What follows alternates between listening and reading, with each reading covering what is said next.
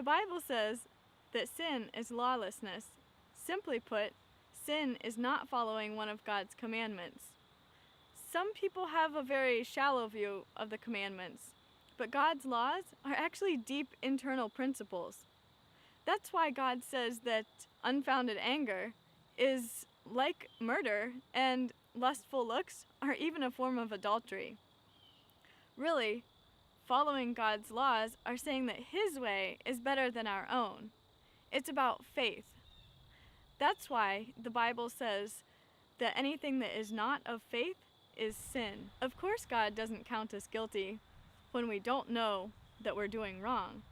That's why James 4:17 adds, "To him who knows to do good and doesn't do it, to him it is sin." So don't worry about trying to figure out and follow all the rules. Just start by doing what you know is right.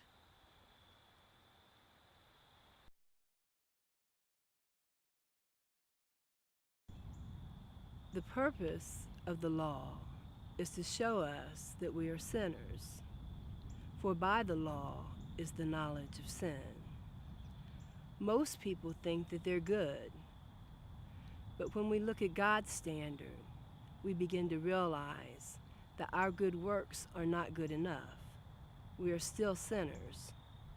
That's why Paul said, "I would not have known sin except through the law." You see, the law is like a mirror to the soul. It shows us that we are dirty so that we will look to Jesus to save us. The Bible says that the law was our tutor to bring us to Christ, that we might be justified by faith. The purpose of the law isn't to save us, but to lead us to Jesus, who will then convert us. That's why David says, "The law of the Lord is perfect, converting the soul."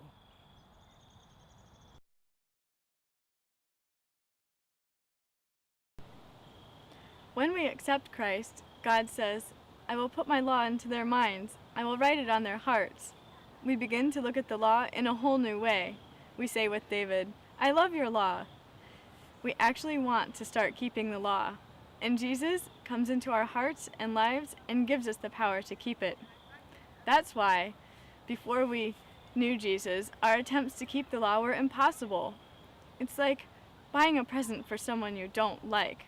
Your gift would mean nothing. In the same way, our good works mean nothing until we truly fall in love with Christ. Once we accept Christ, our attitude towards the law begins to change. As a result, our entire lives begin to change. As Paul says, "Old things have passed away. Behold, all things have become new."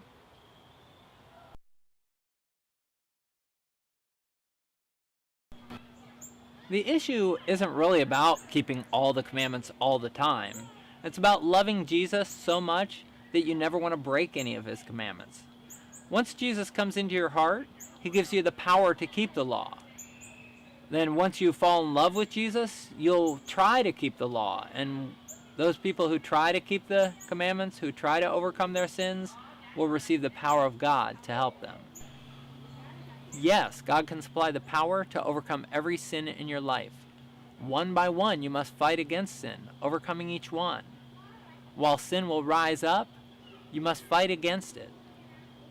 You'll slip and fall at times, but don't worry. The Bible says we have an advocate with the Father, Jesus Christ the righteous, who will forgive you over and over.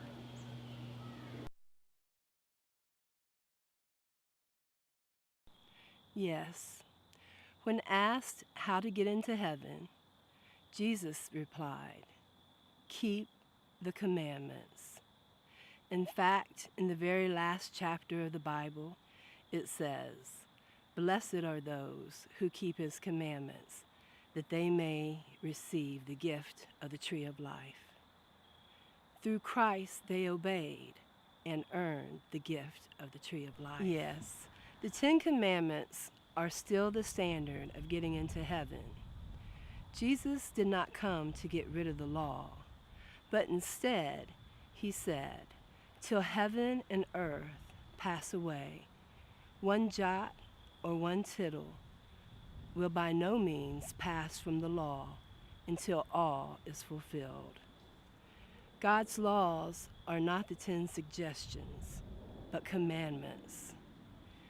While keeping the law will not save us, our efforts and our abilities to keep the law shows that we have Christ in our lives.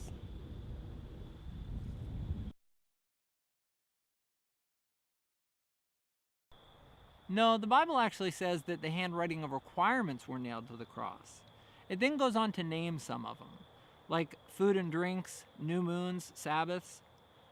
These are references to food and drink offerings of the old sanctuary service, and new moon cycles, which regulated the Jewish feasts and were also called Sabbaths. These are not talking about the 10 Commandments, but actually the sanctuary service of the Old Testament.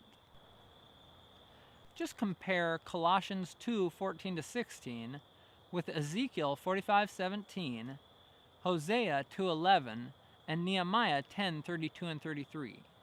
In essence, what these verses tell us is that the old sanctuary laws were ended at the cross, which is because they were a shadow of Jesus' death. This is why we don't kill lambs anymore in the New Covenant like they did back in the Old Testament.